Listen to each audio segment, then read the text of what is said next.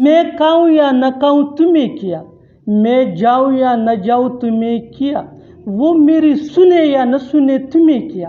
اس lesson کے اندر ہم سیکھنے جا رہے ہیں کہ کیسے ایسے فقرات انگریزی زبان میں بولے جا سکتے ہیں۔ اگر دیکھا جائے تو ان فقرات میں ہم کہہ رہے ہیں تمہیں کیا، اس کے لیے آپ کو یوز کرنا ہوگا انگلش میں what is it to you۔ یہ سٹیپ 1 ہے۔ سٹیپ 1 کو سمجھنے کے بعد اب آتے ہیں سٹیپ 2 کی طرف۔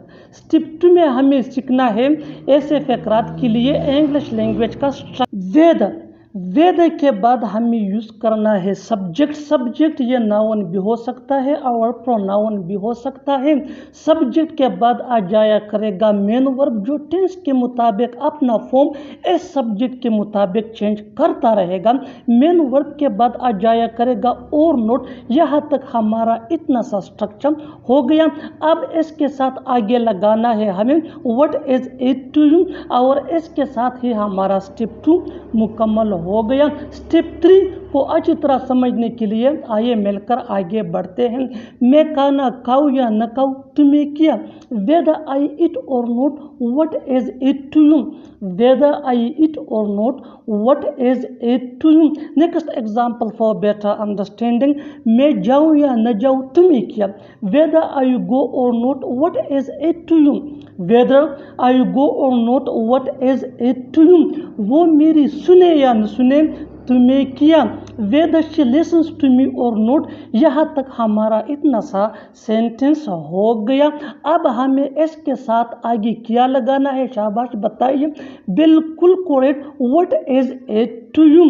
So whether she listens to me or not what is it to you۔ Next example for better understanding، میں پڑھوں یا نہ پڑھوں تمہیں کیا، whether I study or not what is it to you، whether I study or not what is it to you۔ بالکل ہم structure کو سٹیپ بائی سٹیپ فالو کر رہے ہیں۔ آپ بھی اس اسٹرکچر کی مدد سے سیکھ سکتے ہیں، بنا سکتے ہیں ایسے بہت سے جملے انگریزی زبان میں آسانی سے that can be really helpful for you which can take you from basic to advanced level۔ Keep this point in your mind that جتنا زیادہ پریکٹس کرو گے اتنا ہی جلدی انگلش سیکھ جاؤ گے۔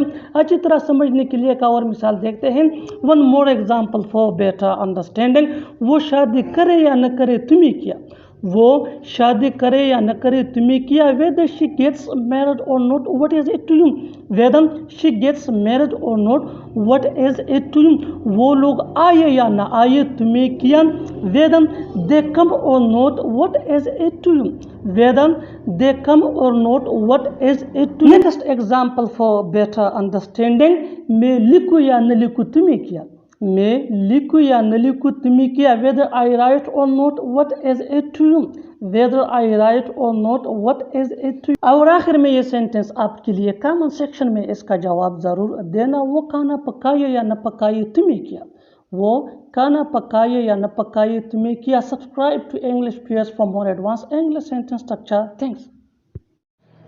وہ منگل کو بھوکا رہتا ہے، یہاں اتوار کو دکانیں بند رہتی ہے، میرا بھائی ہمیشہ خوش رہتا ہے، میرا اسکول پھر تک بند رہے گا۔ ان جملوں کو غور سے دیکھو۔ ایسے جملے ہم اپنے ڈے ٹو ڈے لائف یعنی روزمرہ زندگی میں ضرور بولتے یا سنتے ہیں دوسروں سے۔ ایسے جملے ہمیں روز بولنے یا سننے کو ملتے ہیں اپنے ڈے ٹو ڈے لائف میں۔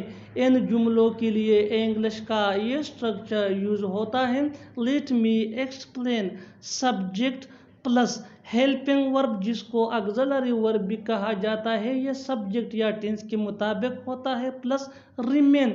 ریمین یہ مین ورب ہے اور یہ ٹینس یا سبجیکٹ کے مطابق چینج بھی ہو سکتا ہے، plus adjective plus other word. یہی وہ فارمولا ہے جس کی مدد سے آپ بھی سیکھ سکتے ہیں ایسے جملے آسانی سے انگریزی زبان میں that can be really helpful for you۔ آگے ڈیٹیل سے سمجھاتا ہوں مثالوں سے۔ Here are some example for better understanding, so make sure to watch this video till to end۔ اس ویڈیو کو سکپ مت کرنا، اچھی طرح سمجھنے کے لیے اس ویڈیو کو اینڈ تک ضرور دیکھنا۔ وہ منگل کو بھوکا رہتا ہے، he remains hungry on Tuesday، he remains hungry on Tuesday۔ بالکل فارمولے کو ہم نے فالو کیا. Next example for better understanding. یہاں اتوار کو دکانیں بند رہتی ہیں. The shops remain closed here on Sunday. The shops remain closed here on Sunday. One more example. میرا بھائی ہمیشہ خوش رہتا. My brother always remains happy. My brother always remains happy. میرا اسکول پھر تک بند رہے گا. My school will remain closed till Monday. My school will remain closed till Monday. اور آخر میں یہ سینٹنس آپ کے لیے. کامن سیشن میں اس کا جواب ضرور دینا. یہ دکان کل تک بند رہے گا. یہ دکان کل تک بند رہے گا. Subscribe to English page for more advance English sentence structure. Thanks منا.